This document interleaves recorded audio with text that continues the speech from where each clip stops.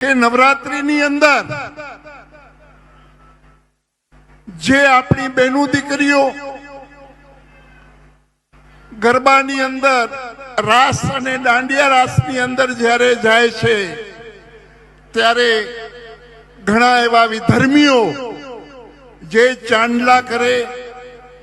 Tattoo કરે, duplicate આધાર card બનાવે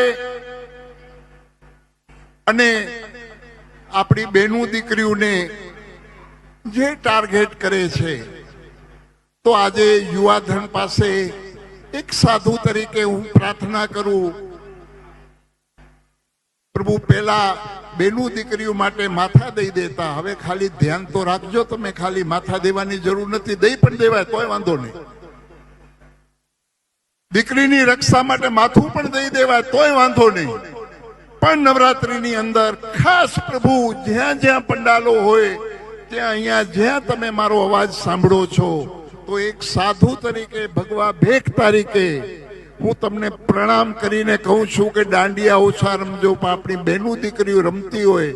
એ કેમ સલામત રહીએ એવું ધ્યાન રાખજો. કેમ કે વિધર્મીઓ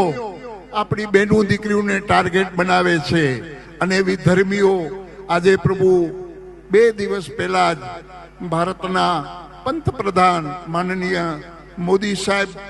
ના માતુશ્રી વિશે જો અપશબ્દો બોલી જતા હોય આ નાલાયકો, તો આપણે સમજવાનું છે.